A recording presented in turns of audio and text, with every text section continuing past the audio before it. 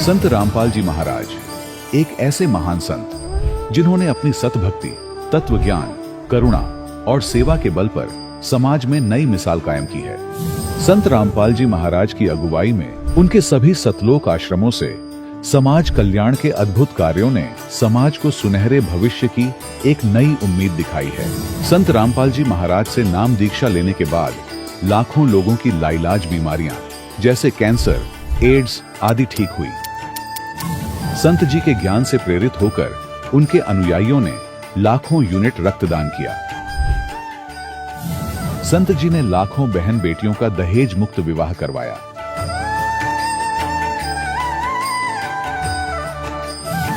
संत जी ने लाखों लोगों का नशा छुड़वाया, करोड़ों उजड़े परिवार बसे।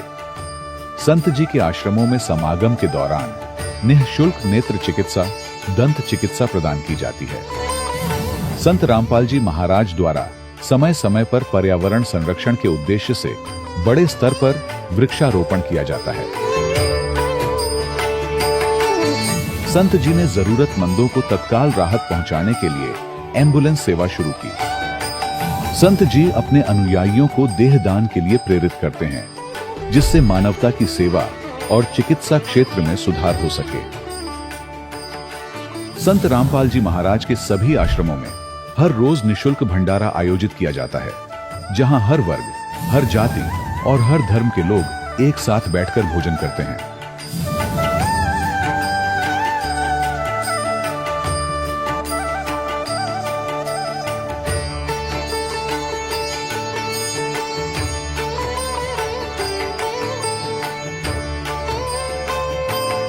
संत रामपाल जी महाराज के आश्रम में हजारों बुजुर्गों को सम्मान और प्यार के साथ जीवन जीने का अवसर मिलता है। उनके खाने, रहने और स्वास्थ्य की पूरी जिम्मेदारी संत रामपाल जी महाराज उठाते हैं। अनाथ बच्चों के लिए संत रामपाल जी महाराज के सभी आश्रम किसी वरदान से कम नहीं। यहाँ उन्हें शिक्षा, संस्कार और भविष्य के लिए बेहतर अवसर प्रदान किए जाते हैं। चाहे बाढ़ हो, भूकंप या महामारी, संत रामपाल जी महाराज और उनके अनुयायी हमेशा ही जरूरतमंदों के लिए सबसे आगे खड़े रहते हैं। कोविड महामारी के दौरान संत रामपाल जी महाराज के आश्रमों से करोड़ों लोगों के लिए भोजन, दवाइयां और जीवन रक्षक सामग्रियां उपलब्ध कराई गई। चाहे गरीब की मदद हो या किसी शोषित और पीड़ित वर्ग के हक और सम्मान की लड़ाई, संत रामपाल जी महाराज ने हमेशा ही उनकी दबी आवाज को सरकारों तक पहुंचाया है और उन्हें उचित न्याय दिलवाने में अहम भूमिका अदा की है। समाज में आध्यात्मिक और सामाजिक मूल्यों के प्रति जागरूकता लाने में संत रामपाल जी महाराज हर कदम पर मानवता के सच्चे सेवक साबित हुए हैं। संत रामपाल जी महाराज का जीवन हमें सिखाता है कि सच्ची सेवा वही है जो निस्वार्थ भाव से की जाए। आइए हम भी इस महान सेवा के कार्य में इस महान संत से जुड़ें और संत रामपाल जी महाराज से नाम दीक्षा लेकर अपने जीवन को धन्य बनाएं।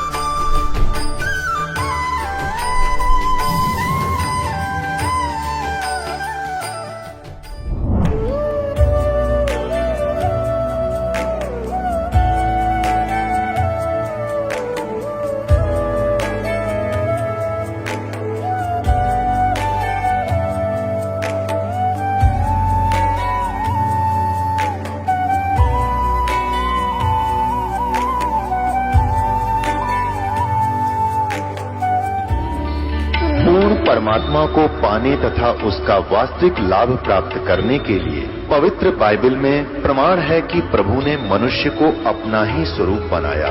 6 दिन में सृष्टि रचकर 7वें दिन विश्राम किया। कुरान शरीफ में प्रमाण है कि हजरत मोहम्मद को खुदा स्वयं कह रहे हैं कि मैंने तुम्हें उस परमात्मा की महिमा बताने के लिए भेजा है। वो परमात्मा कबीर है जिसने 6 दिन में सृष्टि रची तथा 7वें दिन तख्त पर जा विराजा। उसकी खबर किसी बाखबर से पूछकर तो देखो। कृपया अवश्य सुनिए जगत गुरु तत्वदर्शी संत रामपाल जी महाराज के अमृत वचन। सत साहिब दर्शकों, क्या हो जब मनुष्य अपने जीवन में सभी प्रकार की परंपरागत भक्ति साधनाओं को करता हो, लेकिन फिर भी वो जिंदगी के उस मोड़ पर खड़ा हो जहां उसे चारों ओर अंधेरा ही नजर आ रहा हो। दर्शकों, ऐसी ही कहानी थी हिमाचल प्रदेश के रहने वाले दर्शन कुमार शर्मा जी की। दर्शन जी ने बचपन से ही हिंदू धर्म में प्रचलित अनेकों प्रकार की साधनाएं की, लेकिन फिर भी ये शारीरिक रूप से बहुत परेशान रहते थे। लेकिन दर्शकों, आज दर्शन जी का कहना है कि जब से मैंने संत रामपाल जी महाराज से नाम दीक्षा ली है, तब से मेरा जीवन पूरी तरह से बदल गया है। अब मेरी सारी बीमारियां समाप्त हो गई हैं। संत रामपाल जी महाराज द्वारा प्राप्त आदि सनातनी भक्ति करने से अब मुझे आत्मिक शांति भी मिल रही है और शारीरिक सुख भी। दर्शकों, आखिर संत रामपाल जी महाराज ने दर्शन जी को ऐसी कौन सी जड़ी बूटी दे दी जिससे इनकी सारी परेशानियां समाप्त हो गईं? आखिर दर्शन जी क्यों संत रामपाल जी महाराज द्वारा बताई गई भक्ति साधना को शास्त्रों के अनुसार और हिंदू धर्म में की जाने वाली भक्ति साधना को शास्त्र विरुद्ध बता रहे हैं? आइए सुनते हैं दर्शन जी की कहानी उन्हीं की जुबानी। सर नमस्कार। नमस्कार जी। सर क्या नाम है आपका? दर्शन कुमार शर्मा। कहाँ से हैं आप? मैं हिमाचल प्रदेश के तहसील कसौली के एक गांव चंडी से आया हूं जी।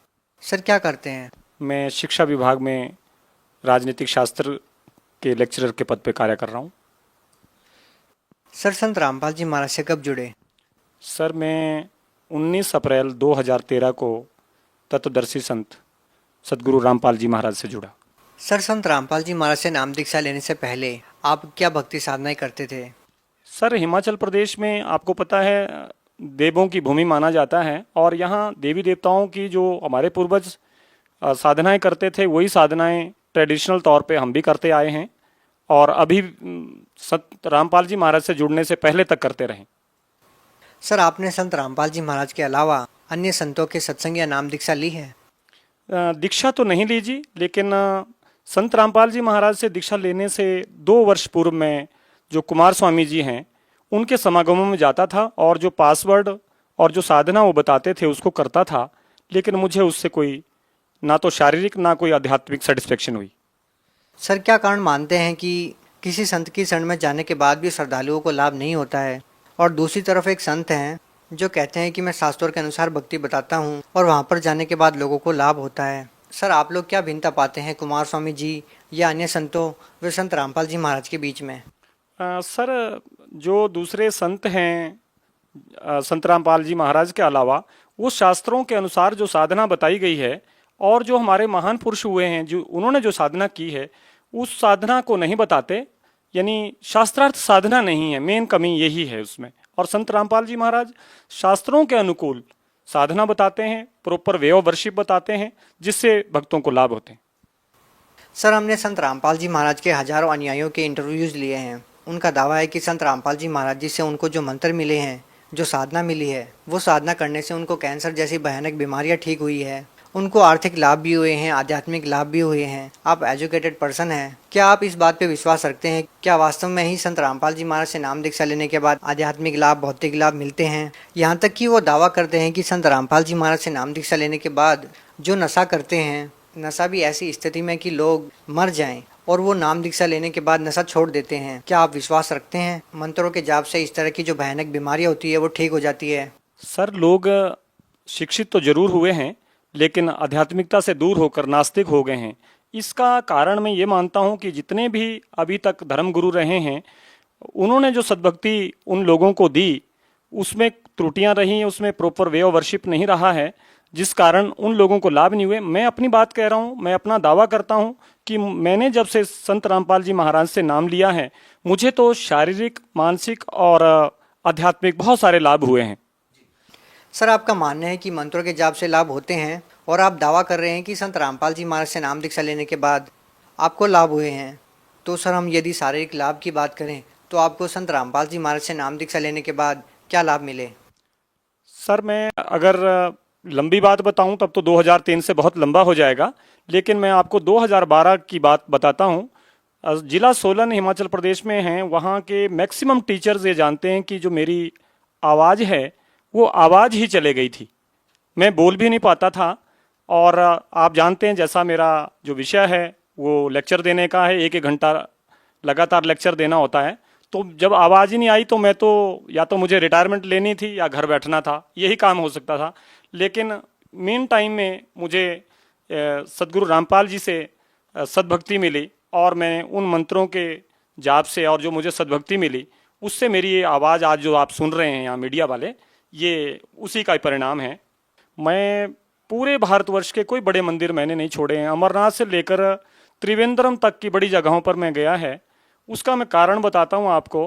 एक बड़ा पाठ करवा के, रुद्र का एक बड़ा पाठ करवा के 2006 में मेरे एक बेटा हुआ, और वो बेटा ऐसा हुआ उसके ओम की स्टैंप थी राइट साइड में बैक में, और मुझे ऐसा भय हुआ जिस दिन से वो बेटा हुआ कि पता नहीं काल इस बेटे को कब ले जाएगा। जबकि मैं फॉर्मली ऐसा नहीं समझता था कि काल भी कोई चीज़ है। जब कभी कहीं एक्सीडेंट होता था तो सोच लेते थे कि काल के ग्रास हो गए इतने लोग। तो मैं बहुत जगह गया। उसके बाद कुमार स्वामी जी के पास में लास्ट में 2 साल जुड़ा रहा, वहाँ भी जो साधना उन्होंने बताई वो साधना करी, लेकिन मेरा वो भय नहीं गया। उसके बाद लास्ट में एक हमारे जिला सोलन में ही कसौली तहसील में एक हनुमान जी का मंदिर है, वहाँ मैंने दिवाली के टाइम 3 दिन का पाठ करवाया। तो जब मैं 2-3 किलोमीटर के दायरे में रहा तब वो भय मेरा कुछ घंटों के लिए समाप्त हुआ। जैसे ही मैंने वो परिधि पार करी वो भय फिर से मेरे हृदय में समाने लगा, और मैंने प्रार्थना करी कि परमात्मा अगर कहीं है तो मुझे अब कम से कम किसी सद्भक्ति में लगा देना, ये मेरा अंतिम पड़ाव है। मालिक की रजा हुई। उन्हीं दिनों मेरे जो सतलोकवासी मेरे पिताजी हैं वो रामपाल जी महाराज का 3-3 घंटे उस समय सत्संग आया करता था, उसे सुनते थे, और वो मुझे कहते थे कोई एक संत बड़ी खरी खरी बातें किताबों से पढ़ के और वैसे बताते हैं तो तू भी सुन। मैं घर में छुट्टी में 1 आधे दिन के लिए आता था, तो फिर मैंने कहा पिताजी ठीक है, कोई बता रहा है संत, ठीक बात है। लेकिन पिताजी ने मुझे प्रेशर डाला कि भाई ऐसा है, मुझे तो अब दीक्षा लेनी है। मैंने पूरे 76 साल की उम्र में किसी को गुरु नहीं बनाया, क्योंकि मैं मानता हूँ कि पानी पीजिए छान कर, गुरु कीजिए जानकर। मुझे ये संत पसंद आए और मुझे तू कब हिसार ले चलेगा, मैं एड्रेस पूरा पता करता हूँ और वहाँ जाना है। तो इस बात को लेकर मैं अपने पिताजी को लेकर, एक मेरे बहन भी मेरे साथ थे, एक मदर साथ थे, और हम वहाँ गए। मुझे हालांकि वे ऑफ वर्शिप और जो संत रामपाल जी महाराज के जो प्रवचन थे वो भी मैंने नहीं सुने हुए थे। जैसे मैं आश्रम में पहुँचा तो मुझे ऐसा लगा कि यहाँ तो मैं सदियों से आ रहा हूँ, लेकिन पता नहीं कहाँ मैं भटका हुआ था इतने दिनों से। मेरे पिताजी, क्योंकि हम ब्राह्मण समुदाय से संबंध रखते हैं, तो जैसे ही उनका जनेऊ काटा तो थोड़ा सा करंट उनको भी लगा, और अंदर गुरुजी से जब मिले हम तो पिताजी ने तीसरी लाइन में खड़े थे पिताजी, गुरुजी ने उनको बुलाया और कि आपको मिल गया परमात्मा। पिताजी बड़े हैरान हुए, जो उनका जनेऊ काटा था और जो दूसरी चीज़ें गले में उन्होंने डाली हुई थी उसका उनको दुख नहीं रहा। तो वहाँ से फिर मुझे भी एक प्रेरणा हुई कि जो सत्संग आ रहा है उस सत्संग को सुन, और जो किताबें हैं उन किताबों को पढ़। हालांकि मैंने दीक्षा उस दिन ले ली, क्योंकि उससे पहले भी हम बड़े बड़े और लोगों के पास गए थे, हमें लाभ नहीं हुए थे। मैंने कहा चलो यहाँ भी देख लेते हैं अब, तो ली उस नाते थी, पर बड़ी तसल्ली हुई। 1.5 महीना ही हुआ था अभी मुझे ये इन नामों का जाप करते। मुझे एक बड़ी अचंभित बात हुई। जो दूसरा मंत्र होता है हमारे सतनाम जिसे कहते हैं, वो 2 अक्षर का नाम मुझे मिल गया सपने में। और जब मुझे 5 महीने के बाद सतनाम मिला तो मैंने जब उसको मेल किया, वो वही नाम था। उससे मेरा जो विश्वास है वो बहुत ज़्यादा दृढ़ हो गया। तो इससे मुझे लगा कि नहीं, यही शास्त्रार्थ वेदी। और सत्संग में सुनता रहा और जो पुस्तकें हैं वो मैं पढ़ता रहा, उससे पूरी नॉलेज हुई। फिर मैंने थोड़ा सा शास्त्रों से मिलान भी करना चाहा, तो मुझे लगा कि नहीं, ये सही ज्ञान है। और मेरे परिवार के जो 14 सदस्य थे, बहन भाइयों समेत, परमात्मा ने सभी को अपनी शरण में ले लिया। सर, आप संत रामपाल जी महाराज जी के समर्थक हैं और लाखों समर्थक हैं संत रामपाल जी महाराज के। वहीं दूसरी ओर और भी धर्मगुरु हैं जिनकी लाखों की संख्या में अनुयायी हैं। आप पढ़े लिखे हैं, इस तरह से दूसरे समुदाय में, दूसरे पंथों में पढ़े लिखे लोग हैं। सर, आप लोग दावा कर रहे हैं कि दूसरे जो धर्मगुरु हैं वो सही शास्त्रों के अनुसार भक्ति नहीं बता रहे, तो फिर जो पढ़े लिखे लोग हैं जो वहाँ से नाम दीक्षा लिए हुए हैं वो क्यों नहीं समझ रहे हैं? क्या लगता है आपको, क्या कारण है? सर वो कुछ तो मान मर्यादाओं में फंसे हुए। अब जैसे मैं कह रहा हूँ कि मैं ब्राह्मण समुदाय से हूँ, मेरे जो इन लॉज हैं वो भी हिमाचल प्रदेश में एक बातल गांव है, छोटी काशी के नाम से जाना जाता है। तो मेरे ससुर खुद बड़े ज्योतिषी हैं। हालांकि हमने वो पुस्तकें उन तक भी दी, उन्हें भी उनसे भी आग्रह किया भी आप थोड़ा सा अध्ययन करो इनका। मान मर्यादा में फंसे हुए जी, और भ्रमित हैं। वो सोच लेते हैं कि भी यहाँ खाने पीने के लिए भी पूरी छूट है, बीड़ी सिगरेट मांस मदिरा का सेवन भी करें और जाप भी होता रहे जैसा कोई बता रहा है। तो मैं ये मानता हूँ कि मनमाना आचरण है और शास्त्रार्थ जो साधना नहीं है। शास्त्रों में कहीं इस तरह का ओम नमो शिवाय, ओम नमो भगवते वासुदेवाय, इस तरह के कहीं मंत्र हमें नहीं मिले। सिर्फ ओम अक्षर जो हमारे वेद हैं उसमें इसका जिक्र आता है, उसके अलावा और कोई मनमानी साधनाएं करवा रहे हैं सभी। सर जैसा कि माना जाता है कि गुरु बनाना आवश्यक होता है, गुरु गुरु में कोई भेद नहीं होता है, गुरु बना लेना चाहिए, चाहे वो संत रामपाल जी महाराज जी हों या कोई और हो। तो लोग शायद ये सोच के भी अन्य संतों से जुड़े हुए होंगे। तो सर आप क्या मानते हैं कि गुरु गुरु में कोई भेद है या सभी गुरु एक ही जैसे होते हैं? सर जैसा कि आपने प्रश्न किया कि बहुत सारे धर्म गुरु हैं जिनके जो फॉलोवर हैं, एजुकेटेड हैं, बड़े ऊंचे ऊंचे पदों पर हैं, फिर भी वो वहीं जुड़े हुए हैं। और क्योंकि उनमें एक डर भय पैदा किया हुआ कि गुरु नहीं बदलना है, और उस भय के कारण वो किसी जो शास्त्रार्थ भक्ति देने वाले संत हैं उनको भी फॉलो नहीं कर पा रहे हैं, उनकी जो एजुकेशंस हैं उनको भी अप्लाई नहीं कर पा रहे अपने दैनिक जीवन में। सर और कोई ऐसी बात जो आप हमारे दर्शकों को संत रामपाल जी महाराज के बारे में बताना चाहते हैं? सर मैंने जैसे आपसे पहले भी कहा कि जो आध्यात्मिक लाभ तो अब जीवन का मूल उद्देश्य रहता है हर व्यक्ति का, क्योंकि शरीर तो नश्वर है और इसने तो समाप्त हो जाना है। आगे हम लोगों को ये पता नहीं कहाँ जाना है। हमें जो वे ऑफ वर्शिप है वो मिल गई है और हम इससे पूरे सेटिस्फाइड हैं। जी बहुत बहुत धन्यवाद। धन्यवाद जी। दर्शकों, अभी आपने सुने संत रामपाल जी महाराज से दीक्षा प्राप्त करके सुखी हुए भक्त के अनुभव। अब देखिए जगत गुरु तत्वदर्शी संत रामपाल जी महाराज के मंगल प्रवचन। 6 महीने बालक बीमार हो जा, 1 वर्ष बेटा बीमार हो जा, बेटी हो जा, माता पिता खुद कहने लग जाते हैं भगवान इसकी माटी संगवा ले, घना दुखी हो गए हो। दुखी तो वो खुद होते हैं पर कहना पड़ता है ना यो घना दुखी हो रहा है।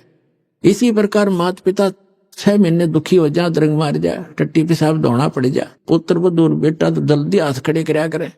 तो यो प्यार यहाँ का नकली है भाई, सथाई नहीं है। ठीक है, ममता और ये शिष्टाचार यहाँ भी हमने बनाए रखना पड़ेगा, और इस भक्ति से फिर आपको ऐसे अटैक नहीं होंगे। अधरंग पैरालिसिस भी हमने देखा, यहाँ नाम लेने के बाद कईयों का क्रम अड़ गया, पैरालिसिस हो गया और तीसरे दिन चालन लग गए। बताओ, वो दुख भी टाल दिया भगवान ने। तो ये ऐसे सुख देगा, आप यहाँ भी सुखी रहोगे और सतलोक में सदा अमर स्थान पाओगे। परमात्मा कहते हैं, गरीबदास जी ने कहा कि सतगुरु आए दया करी, ऐसे दीन दयाले, बंदी छोड़ वृत्तास का, जठ रगनी प्रतिपाले। अमर करूं, खुद कहते हैं भगवान, अमर करूं सतलोक ले जाऊं, ताते बंदी छोड़ कहाऊं। बंदी छोड़ हमारा नामम, अदर अमर हमरा अस्थिर ठामम। हमारा अदर अमर स्थान है। ए स्वामी सृष्टा में सृष्टि हमार तीर, दास गरीब अदर रहूं, अवगत सत कबीर। भजन करो उस रब का, जो दाता है कुल सबे का। उस परमात्मा की भक्ति करो पुण्यात्माओं, और समझा है तो सिर धर पाओ, बहुर नहीं रे ऐसा दाव। आप बहुत ही विशेष आत्माएं हैं, विशेष प्रिय परमात्मा के बच्चे हो, जो आपको ये ज्ञान अच्छा लग रहा है और आपकी श्रद्धा भगवान में दिन प्रतिदिन बढ़ती ही जा रही है। अन्यथा ये पूरा मानव समाज नास्तिक होने के कागार पर खड़ा था। भक्ति करने वालों की कमी नहीं, श्रद्धालुओं की कमी नहीं, श्रोता बहुत गिने, और संतों की भी कोई कमी नहीं, साधु संत बहुत बहुत गिने, और फिर भी कोई बुराई समाज से घट नहीं रही। कोई भी आध्यात्मिक लाभ किसी भी भक्त को प्राप्त नहीं हो रहा। किसी को कुछ प्राप्त हो रहा है तो उसके अपने संस्कार से ही हो रहा है। जो बिल्कुल भी भक्ति ना करते वो उनको भी हो रहा होता है, क्योंकि जो पूर्व जन्म के शुभ संस्कार या अशुभ संस्कार वो प्रत्येक प्राणी को प्राप्त होते ही रहते हैं। अब परमात्मा ने रजा करी है, अब वो समय है जो सब जगह भक्ति करने वाले भी महादुखी हैं और जो भक्ति नहीं करते वो तो अपने आप ही दुखी हैं। हाहाकार मचा है। एक पैसा ही सर्वस्व हो गया, माया ही सबको मीठी लगती है। इसका कारण क्या है? हमें अध्यात्म ज्ञान नहीं रहा। हम देखा देखी और लोक वेद के आधार से गलतियों पर गलती करके अपने कर्म बिगाड़ रहे हैं। तो परमात्मा दया करते हैं, स्वयं आते हैं अपनी प्यारी आत्माओं को ये यथार्थ ज्ञान प्रदान करने के लिए। ये समागम जो सत्संग चल रहा है ये उसी उपलक्ष्य में है कि वो परमात्मा हमारे पिता, हमारे हमदर्द, सर्व पाप नाशक, सर्व सुखकारी, मंगलकारी, पाप हरण करने वाले हमारे जनक, हमारे पिता, ये परमात्मा हैं। और इसलिए ये हमारे को यह सद्मार्ग दर्शन करने के लिए आते हैं। और काल भगवान जिसके लोक में हम रह रहे हैं, इसका पूरा प्रयत्न होता है कि ये सभी प्राणी परमात्मा से परिचित ना होकर के दंत कथा लोक वेद सुनते रहें, भक्ति करें या तो करें नहीं, विकार खूब करते रहें, और करें तो शास्त्र विधि त्याग का मनमाना आचरण करें, जिससे उनको कोई लाभ होना नहीं। और कुछ दिनों में उनकी आस्था भगवान से अपने आप हट जाती है। जैसे बहुत से ऐसे प्रमाण यहाँ आ रहे हैं, बहुत से उदाहरण हैं कि जो पहले अन्य संतों के पास उपदेशी थे, वहां कोई 30 वर्ष, कोई 20 वर्ष, कोई 40 वर्ष अपनी साधना समय व्यतीत करके और सर्वस्व लुटा करके, घर में भी बहुत हानि उठा करके, जन हानि भी उठा करके अब यहां आ रहे हैं। अब यदि उनको ये मार्ग ना मिलता और यहां उनको कुछ लाभ ना मिलता तो वो नास्तिक हो जाते पक्के। और काल यही चाहता है कि ये ऐसी भक्ति करें जिससे इनको कोई आध्यात्मिक लाभ ना हो, यानी परमात्मा की तरफ से कोई लाभ इनको महसूस ना हो, और ये कुछ दिनों में भक्ति साधना त्याग दे और मेरे जाल में फंसे ही रहे। और वो परमात्मा का प्रयत्न होता है कि मेरी आत्माओं में परमात्मा की चाह, उसकी कसक और उसके गुण समाये रहें। और वो कब तक? इस बीचली पीढ़ी तक, जो सन 1997 में 5505 वर्ष कलयुग बीत चुका है। यहां तक परमात्मा ने आपको ये भक्ति की आस्था बनाकर, भगवान में आपकी आस्था बनाए रखकर इस समय तक लाना था। इसलिए वो परमात्मा चारों युगों में आते हैं। क्या बताते हैं? सतयुग में सत सुकृत कह टेरा, त्रेता नाम मुनींदर मेरा, द्वापर में करुणा में कहाया, कलयुग नाम कबीर धराया। चारों युग में मेरे संत पुकारे, कूक कहा हम हेल रे, हीरे माणक मोती बरसे, ये जग चुगता डेल रे। परमात्मा कबीर साहब जो सत्य पुरुष हैं, सारी सृष्टि के रचनहार हैं, ये वही परमात्मा हैं जो बनारस नगरी में, काशी शहर में सन 1398 संवत 1455 ज्येष्ठ सुदी पूर्णमासी को सुबह ब्रह्म मुहूर्त में सतलोक से चलकर आए थे। लहर तारा नामक सरोवर में कमल के फूल के ऊपर आकर नवजात शिशु का रूप धारण करके विराजमान हुए थे। वहां से नीरू नीमा नाम के जो दुल्हा दंपति थे, पति पत्नी थे, वो निसंतान थे और उनको उठाकर घर ले गए। परमात्मा की परवरिश की लीला कंवारी गायों से हुई, कबीर सागर में प्रमाण है। और वेद भी यही बताते हैं, ऋग्वेद मंडल नंबर 9 सूक्त 1 मंत्र 9 में यही प्रमाण है कि वो परमात्मा शिशु रूप धार कर जब आते हैं, वो लीला करते हैं, उसमें उनके परवरिश की लीला कंवारी गायों द्वारा होती है। तो ये परमात्मा वही है जो सारी सृष्टि के रचनहार हैं, जिसका सब सदग्रंथ गुणगान करते हैं। और आंखों देखा जिन महापुरुषों ने, उन्होंने भी इसी परमेश्वर कबीर जी की महिमा का ही गुणगान किया।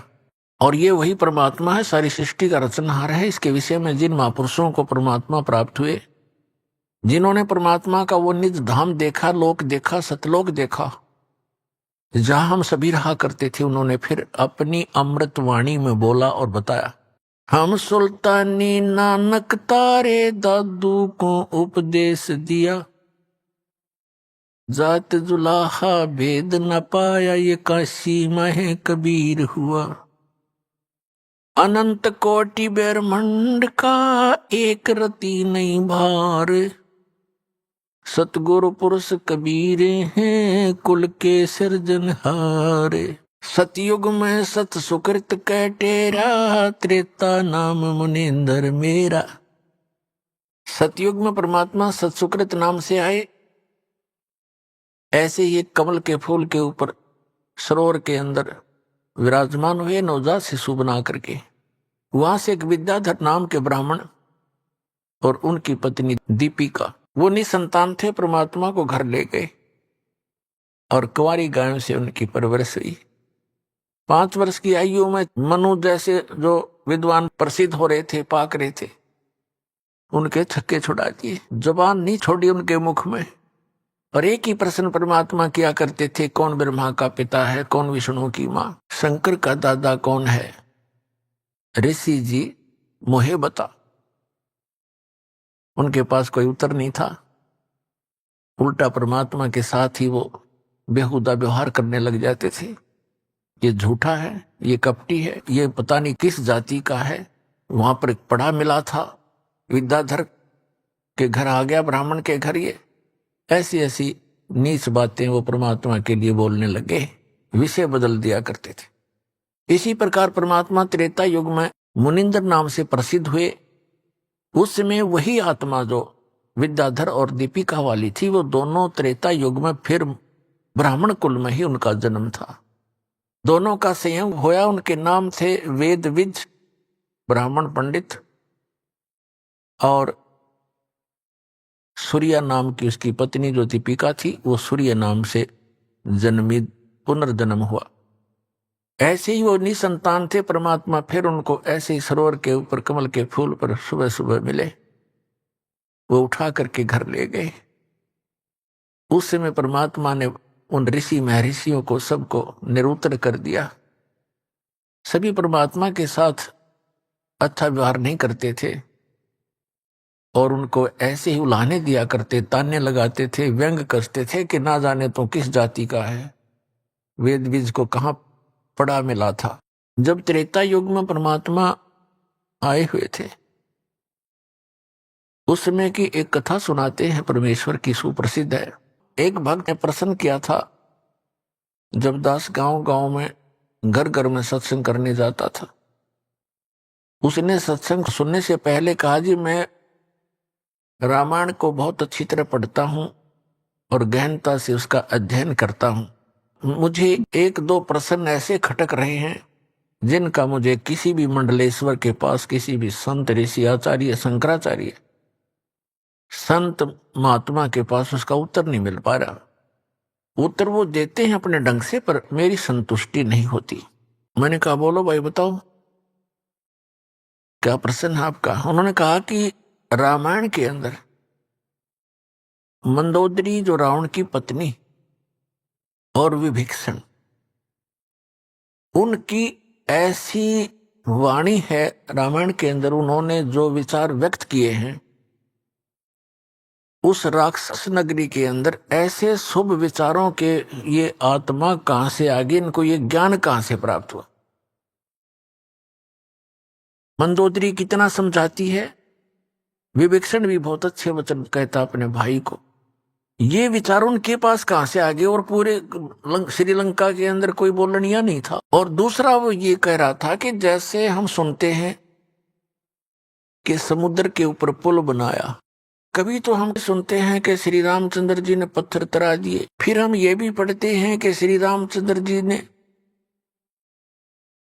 3 दिन तक घुटनों समुद्र में खड़ा होकर के प्रार्थना करते रहे, अग्निबाण से फूंकना चाहा। फिर उन्होंने कहा कि नल नील आपके यहाँ ऐसे भक्त हैं जिनके हाथों में ऐसी करामात है, उनके हाथों से पत्थर भी नहीं डूबते। और नल नील ने पत्थर तरा दिए। कोई कहता श्री हनुमान जी ने राम नाम लिख दिया पत्थरों पर, वो हल्के हो गए, तैरने लग गए। ये इस बिना सिर पैर की बात है, मुझे कोई संतुष्टि नहीं मिल रही। मैंने बहुतों से प्रश्न कर लिया, वो भले अपनी तरफ से उत्तर देने की चेष्टा करते हैं। मैंने उससे कहा कि पुण्यात्मा, मुझे भी पहला ऐसा हिंदू भक्त मिला है जो ऐसा प्रश्न करने वाला हो, अपने सदग्रंथों में जिसको शंका हो और उसका समाधान ना हो पा रहा हो। अन्य श्रद्धालु तो कोई तो कहीं फंस गए हैं, कोई राधा स्वामी कहीं चले गए, कोई किसी के, कोई सच्चा शब्द सरसा, उन्होंने रामायण आदि पढ़ने की आवश्यकता नहीं महसूस हो रही। और शेष जो श्रद्धालु ब्लाइंड फेथ किए बैठे अपने गुरुओं पर, और एक आप हो जो ऐसी बात कही है जो प्रत्येक ने इस पर विवेचन करना चाहिए था। और इसके लिए यदि मैं आपको उत्तर दूंगा अभी, तो आपकी बुद्धि कैच नहीं कर सकती, क्योंकि आप बालक हो, अभी तो आप इस अध्यात्म मार्ग में प्रथम कक्षा के विद्यार्थी भी नहीं हो। तो सबसे पहले आपने सृष्टि रचना सुनना पड़ेगा। अब रात्रि में मैं सत्संग करूंगा, आप सत्संग सुनना और आपके प्रश्नों का उत्तर उसमें मिलेगा। दास ने पहले मौखिक सृष्टि रचना सुनाई और उसको ऐसा लगा जैसे ये दंत कथा, लोक वेद, बनावटी सी कहानी है। फिर दास ने सुनाया ये जो उसके प्रश्न का उत्तर था, वो कथा आपको भी सुनाता हूं। जिस समय परमात्मा स्वयं मुनिंदर नाम से प्रकट थे, उस समय श्रीलंका के अंदर एक चंद्र विजय नाम का एक भाट था। भाट आपको पता होगा, जो राजाओं के घरों में जाते थे, बड़े बड़े नवाबों के घर जाते थे, उनकी प्रशंसा के पुल बांधा करते थे, उनको कथा कहानी सुनाया करते थे, उनको चुटकुले सुनाकर उनकी महिमा के पुल बांधकर प्रसन्न करके उनसे कुछ रोजी रोटी प्राप्त करते रहते थे। वो चंद्र विजय नाम का एक भाट था। उसके घर में पुत्र पुत्रियां और पुत्र वधू कुल मिलाकर 16 सदस्य थे। परमात्मा कहते हैं, गोता मारू स्वर्ग में, जा बैठूं पाताल। गरीबदास जी वर्णन कर रहे हैं परमात्मा की महिमा को। गरीबदास ढूंढता फिरूं अपने हीरे मोतीलाल। तो परमात्मा एक साधु रूप में चंद्र विजय जिस रास्ते से सुबह सुबह सैर सपट्टे को जाता था, उस मार्ग में एक वृक्ष के नीचे बैठ के। और पुण्यात्मा, भक्त का एक विशेष लक्षण होता है कि साधु संत दिखाई देते उसकी आत्मा अपने आप आकर्षित हो जाती है। वो उसका सौभाग्य या दुर्भाग्य, वो असली है या नकली, लेकिन वो असली मानकर ही पहुंच जाता है। तो परमात्मा भी कहते हैं कबीर साहब के, साधु दर्शन राम का, मुख पे बसे सुहाग, और दर्श उन्हीं को होत है जिनके पूर्ण भाग। कबीरा दर्शन संत के, परमात्मा आवे याद, और लिखे में वही समय, बाकी का समय बर्बाद। अब जो ही चंद्र विजय अपने निर्धारित समय पर सुबह सुबह बाहर निकला, घूमने के लिए गया, फ्रेश होने के लिए गया। जाते समय देखा कि साधु बैठा है। अपना वापस आते समय उन्होंने चरणों में प्रणाम किया और कहा, महात्मा जी, दास का यह मकान है, छोटा सा झोंपड़ा है, दर्शन दो भगवान, कुछ आहार करो, हमारा भी उद्धार करो। परमात्मा तो गए उसी विषय में थे। परमात्मा ने कहा कि भाई, मैं ऐसा वैसा संत नहीं हूं, मेरे कुछ नियम हैं, मर्यादाएं हैं, उनको यदि तू पालन करेगा तो मैं चल सकता हूं तेरे घर पे। करबद्ध होकर के चंद्र विजय भाट ने कहा कि हुक्म करो परवरदिगार, क्या नियम है, क्या आदेश है आपका? संभव कोशिश करूंगा, जितना भी संभव मेरे से हो सके। परमात्मा ने कहा कि जो मेरा भक्त हो जाता है, उपदेश दीक्षा ले लेता है, मेरा शिष्य बनता है, मैं उसी के घर जाता हूं, ऐसे वैसे व्यक्ति के, अनुपदेशी के घर में आहार नहीं करता। तो चंद्र विजय ने कहा कि भगवान, मैं तो गुरु बना चुका हूं एक ऋषि को, और उसी ऋषि को गुरु बना रखा है, और बहुत से हमारे साथियों ने। तो परमात्मा ने कहा, आपके गुरुजी ने किस भगवान की भक्ति बताई है? अब चंद्र विजय कहता है कि और भगवान कौन है? शिव जी, शंकर भगवान ही तो है सर्वेश्वर, और हमारे राजा भी भगवान शंकर के ही उपासक हैं। फिर परमात्मा ने उसको कहा कि भाई, तुम सभी भ्रमित हो, ये शंकर भगवान नहीं है, ये एक देव है, और ये तीन देव एक जैसी ही शक्ति वाले हैं। श्री ब्रह्मा जी रजगुण, श्री विष्णु जी सतगुण, श्री शंकर जी तमोगुण। जैसे आजकल के दृष्टिकोण से अब दास समझाएगा, जैसे एक प्रांत में मिनिस्टर होते हैं, मंत्री, तो उन मंत्रियों का एक जैसा ही रैंक होता है, एक जैसी पावर होती है, एक जैसे ही वो एमएलए से होते हैं, लेकिन उनके विभागों में अंतर होने से थोड़ी सी वैल्यू उनकी घट बढ़ जाती है, वो अलग बात है।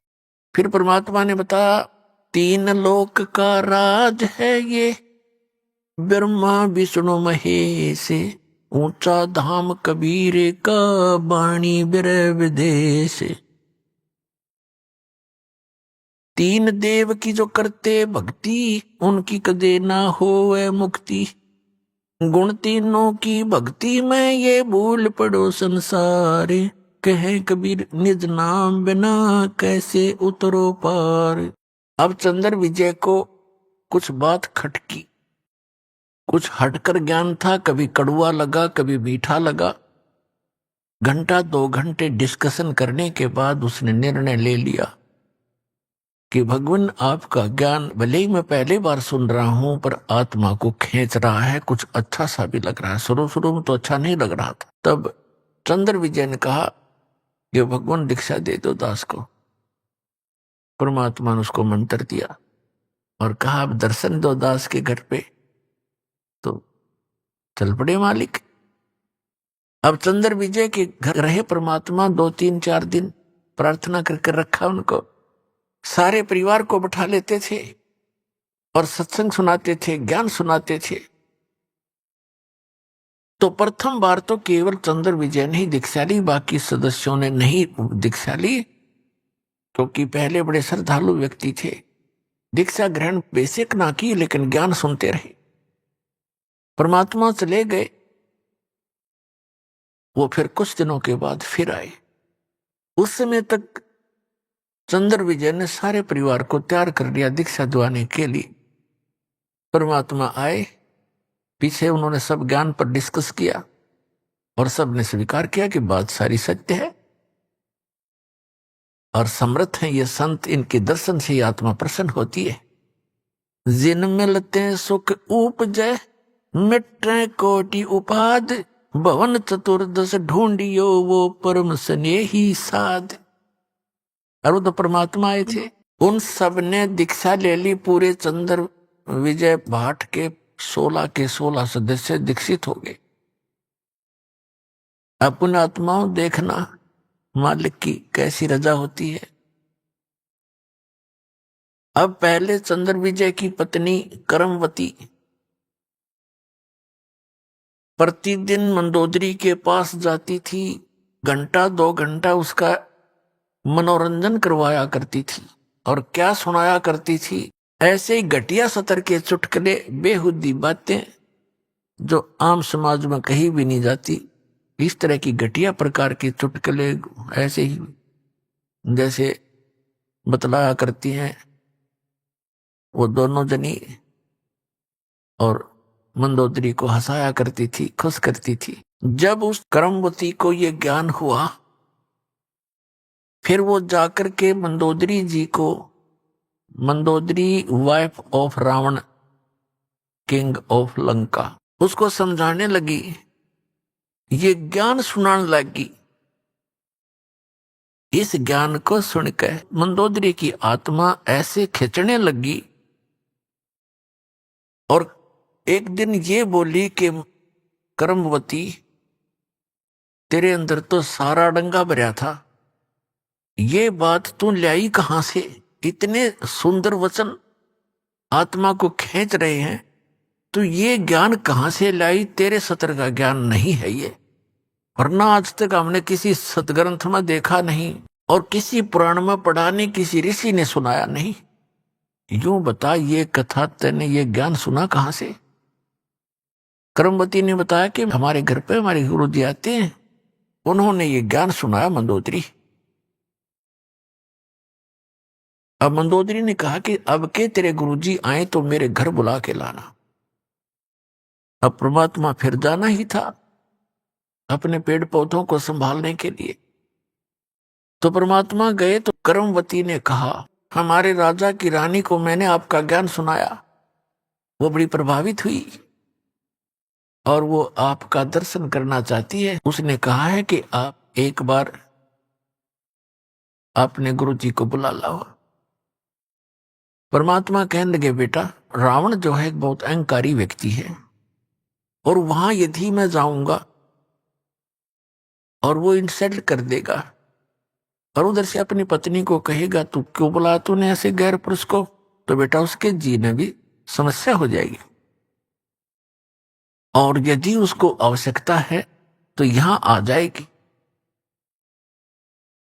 अब करमवती के सामने धर्म संकट और राज संकट दोनों खड़े हो गए। धर्म संकट तो ये हो गया कि गुरुजी ने कह दिया, मैं दोबारा कहूं कैसे?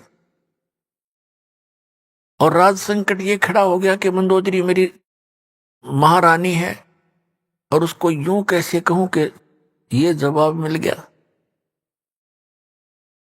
फिर भी परमात्मा ने हिम्मत दी, वो जाकर कहने लगी कि मंदोदरी, हमारे गुरुजी आए हैं और मेरी अर्ज है महारानी के संतों को बुलाना नहीं चाहिए, साधु संतों का स्वयं जाकर दर्शन करना चाहिए। और यदि मैं प्रार्थना करूंगी ज्यादा और वो आ भी गए और उन्होंने आप पर रजा बख्शी नहीं, तो बात नहीं बनेगी। हमारे गुरुदेव जी ने आपके घराने से बना कर दिया और ये कहा है कि यदि उसको गरज है तो मेरे पास आ जाएगी। तो मंदोदरी कहने लगी, बहन मैं चलूंगी, मैं खुद चलूंगी, मुझे गरज है भगवान की। अपने नौकरानी के घर आगी रानी, परमात्मा के चरणों में मत्था टेक दिया और ज्ञान ग्रहण किया, दीक्षा प्राप्त की। क्योंकि करमवती ज्ञान से पहले काफी परिचित हो चुकी थी और उसने मंदोदरी को बहुत कुछ ज्ञान सुना दिया था। मंदोदरी परमेश्वर मुनिंदर जी की शिष्या बन गई। फिर वो अपने पति रावण से ये कथा ज्ञान सुनाने लगी। रावण कहने लगा, तेरी बुद्धि चल चुकी है, तेरे को किसी गलत व्यक्ति ऋषि ने बहका दिया है।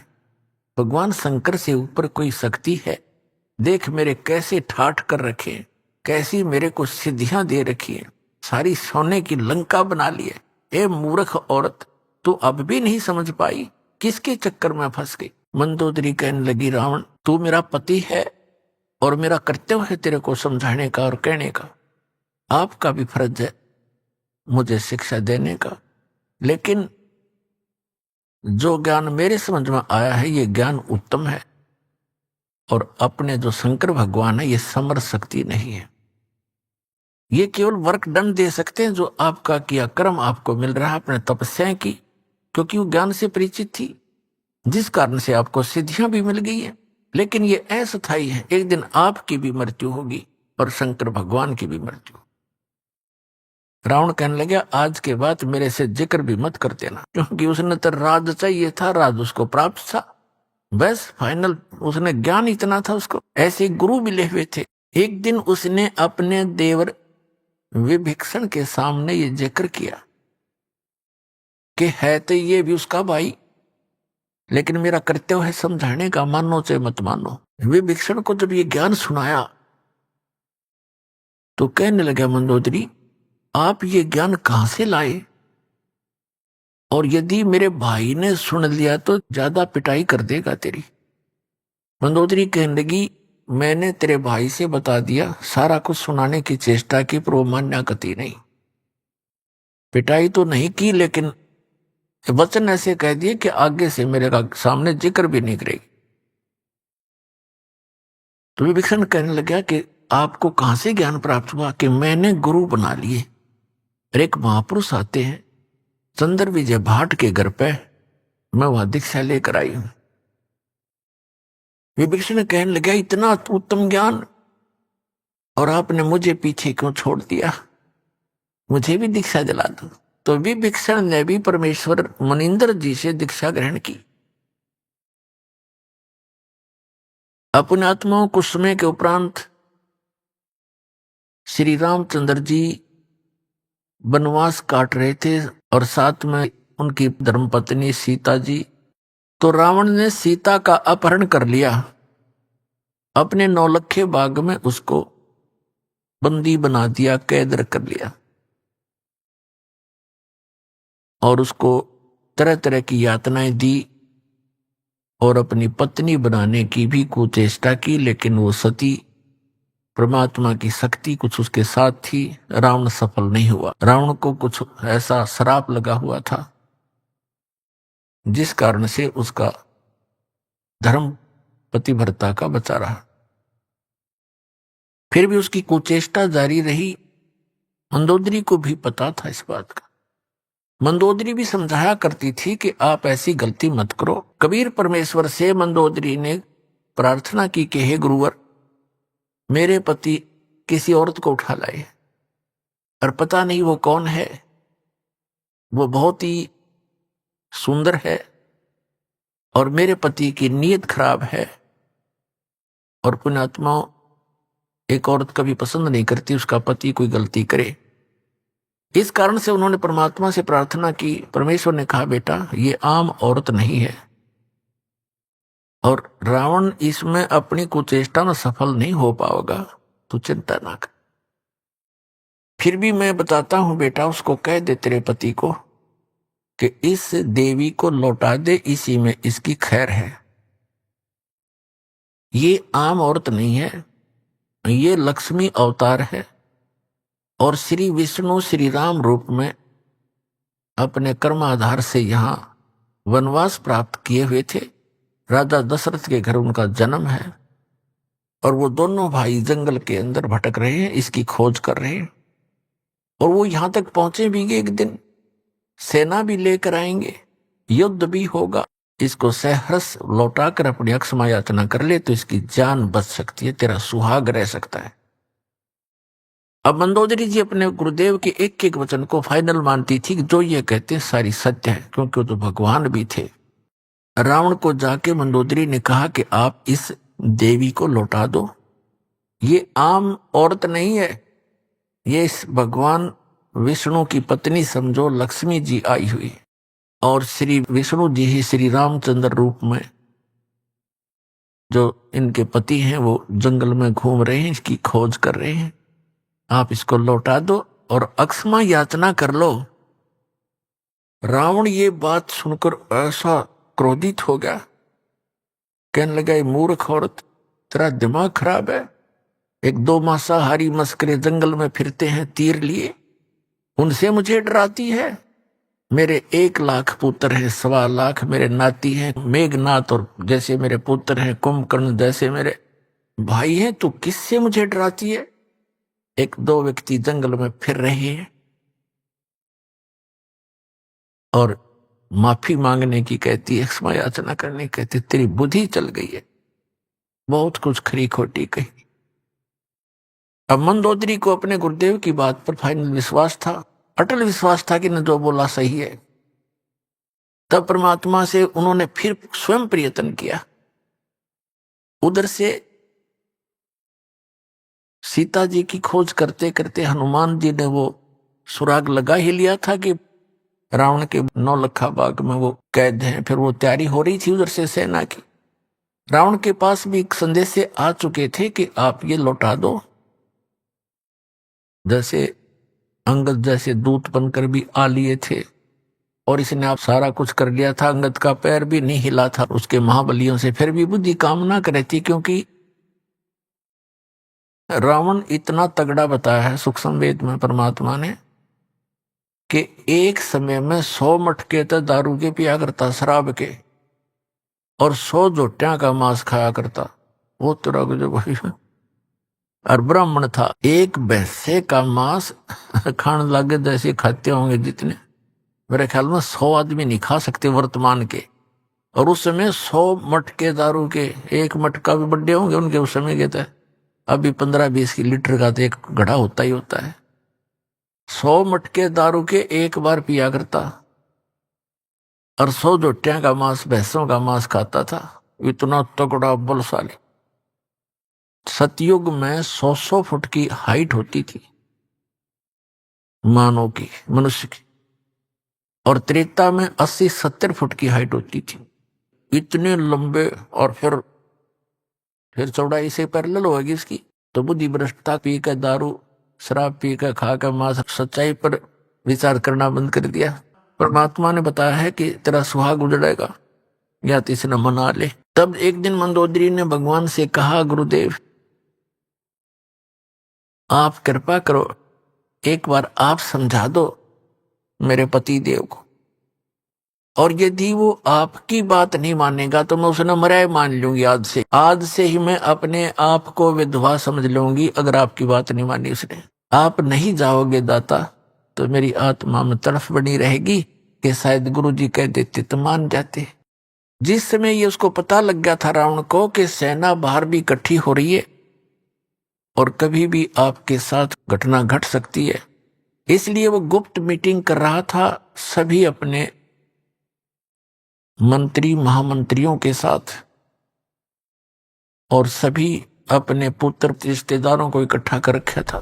अभी आपने सुने संत रामपाल जी महाराज के मंगल प्रवचन। आइए अब सुनते हैं संत रामपाल जी महाराज से नाम दीक्षा लेकर सतभक्ति करके अद्भुत लाभ प्राप्त करने वाले अनुयायी के विचार। दर्शकों, जरा सोचिए, यदि कोई मनुष्य सभी प्रकार के धार्मिक अनुष्ठानों में लीन रहता हो, व्रत उपवास करता हो, तीर्थ यात्राएं भी करता हो, लेकिन इसके बावजूद भी उनकी समस्याओं का समाधान ना हो, तो वह क्या करे? दर्शकों, ऐसे में उसके जहन में यही सवाल उठता है, क्या भक्ति करने से सच में सुख मिलता भी है या नहीं? दर्शकों, ऐसी ही कहानी थी दिल्ली के रहने वाले राकेश कुमार जी की। राकेश जी ने अपने जीवन में हिंदू धर्म में प्रचलित सभी भक्ति साधनाएं अपनाई, लेकिन इसके बावजूद भी ये परेशानियों से घिरे रहे। इन्होंने हर संभव प्रयास किया, हर देवी देवता की पूजा की, लेकिन फिर भी इन्हें कोई समाधान नहीं मिला। लेकिन दर्शकों, आज राकेश जी का कहना है कि जब से मैंने संत रामपाल जी महाराज से नाम दीक्षा ली है और उनके द्वारा दी गई आदि सनातनी भक्ति को अपनाया है, तब से मेरे जीवन की सारी परेशानियां खुद ब खुद समाप्त हो गई हैं। आज मैं और मेरा परिवार पूर्णतः सुखी हैं। दर्शकों, आखिर संत रामपाल जी महाराज ने राकेश जी को कौन सी भक्ति दे दी जिससे इनकी सारी परेशानियां समाप्त हो गईं? आखिर राकेश कुमार जी क्यों संत रामपाल जी महाराज को परमात्मा बता रहे हैं? आइए सुनते हैं राकेश जी की कहानी। उन्हीं की जुबानी। नमस्कार सर। नमस्ते सर। सर क्या नाम है आपका? राकेश कुमार जी। राकेश जी, आप कहाँ से हैं? बरवाला दिल्ली 39 से आया हूँ जी मैं। सर संत रामपाल जी महाराज से नाम दीक्षा आपने कब ली? 5वें महीने में 2014 में जी। सर संत रामपाल जी महाराज से नाम दीक्षा लेने से पहले क्या आप कोई भक्ति साधनाएं भी करते थे? मैं बहुत सभी देवी देवताओं की पूजा करता था जी मैं, और 5-5 घंटे बैठा रहता था जोत के ऊपर। मेरे ऊपर माता की चौकी आती थी, हनुमान जी की आती थी, और हनुमान चालीसा करता था 108 बार। 108 बार बजरंग बाण करता था, आरती करता था सभी देवी देवताओं की। और इनको करने से सर नौकरी भी छूट जाती थी मेरे को इनके करते करते जी। एक गुरु बना रखे थे तिमारपुर में दिल्ली में। मैं उनसे कहता, गुरु जी ऐसे ऐसे हो गया मेरे साथ। वो ये कहते थे, बाबा तेरी परीक्षा ले रहे हैं बालाजी महाराज। सर फिर आप संत रामपाल जी महाराज की शरण में कैसे आए? मेरी भगतमती पहले जुड़ी हुई थी जी संत रामपाल जी महाराज से। उन्होंने बोला था संत रामपाल जी महाराज से नाम ले लो। और वो बीमार बहुत रहती जी मेरी घरवाली, वो सोजन भी, बुखार भी, और उसके पथरी भी थी। संत रामपाल जी महाराज से उन्होंने नाम लिया। नाम लेने के बाद उनको काफ़ी ठीक होगी वो। मेरे को यकीन नहीं था संत रामपाल जी महाराज पे। मगर ये तो सारे देवी देवताओं की पूजा छुड़वाते हैं, फिर क्या फ़ायदा इनका, हमारे पूर्वजों की वो है ये तो। फिर मैंने जी ज्ञान गंगा पढ़ी, उसमें ये लिख रहा था 70 जन्म कुत्ते के बनेंगे जो बीड़ी सिगरेट पीता है और दारू पीता है, और 70 जन्म उसके गधे के बनेंगे। मैंने मतलब 8-10 पेज पढ़े जी। फिर मैं देख के आता हूँ एक बार सतलोक आश्रम बरवाड़ा में, रात को 11 बजे पहुँचा। अगले दिन फिर संत रामपाल जी महाराज का सत्संग था, मैंने वो सत्संग देखा, संत रामपाल जी महाराज से नाम लिया। सर संत रामपाल जी महाराज से नाम दीक्षा लेने के बाद क्या आपको भी कोई लाभ प्राप्त हुए? हाँ जी, मेरे को बहुत लाभ प्राप्त हुए जी। मैं पहले बीड़ी पीता था जी, 3-3, 4-4 बंडल, और मेरे छोटे छोटे बच्चे थे 2, एक लड़की एक लड़का। वो दोनों कसम खुआ देते थे मेरे को, पापा जी वो तोड़ भी देते थे बीड़ी लेके मेरे हाथ से, पापा जी छोड़ दो ये गंदी चीज़ है। मैं कसम खा लेता झूठी, मिसिज के भी सिर पे हाथ रख देता था। फिर मैं कह देता ठीक है कल से नहीं पीऊँगा, बीड़ी छोड़ देता जी। फिर मैं सिगरेट पीनी चालू कर देता, और दारू भी पीता था पहले मैं, और ये मांस तम्बाकू ये भी खाता था मैं। संत रामपाल जी महाराज से मैंने नाम लिया जी, जब उसके बाद ये सब छूट गए सर। और मेरी जो पत्नी थी सर, वो बहुत बीमार रहती थी। महीने मेरी तनख्वाह थी 3,000 रुपये उस टाइम पे, 2010 में 3,000 रुपये तनख्वाह थी जी। सिक्योरिटी गार्ड की नौकरी करता था मैं, उसमें मेरा गुजारा भी नहीं होता था।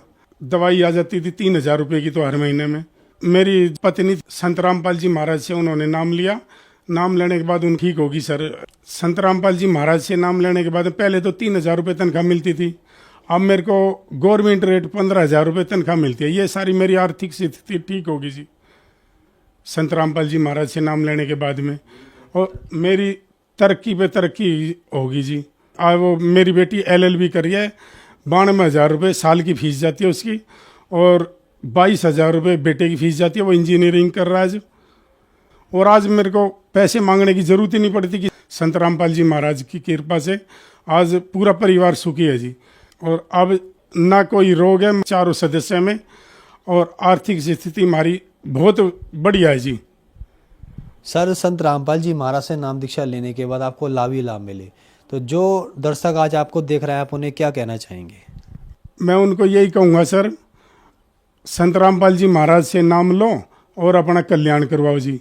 जैसे मैं दुखी था, अब मैं बहुत सुखी हूँ, ऐसे आप भी सुखी हो जाओगे।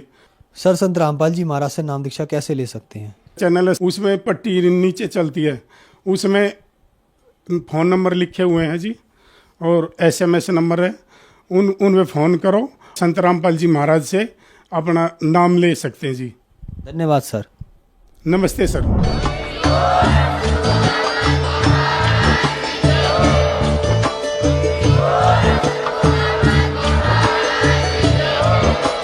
आप सुन रहे थे जगत गुरु तत्वदर्शी संत रामपाल जी महाराज जी के मंगल प्रवचन। अधिक जानकारी के लिए विजिट कीजिए हमारी वेबसाइट www.jagatgururampalji.org। संत रामपाल जी महाराज जी के शुभ आशीर्वाद से पूरे विश्व भर में 500 से भी ज्यादा नाम दीक्षा केंद्र हैं, जिन पर संत रामपाल जी महाराज जी द्वारा ऑनलाइन निशुल्क नाम दीक्षा दी जा रही है। अपने नजदीकी नाम दीक्षा केंद्र का पता करने के लिए संपर्क करें 8222880541।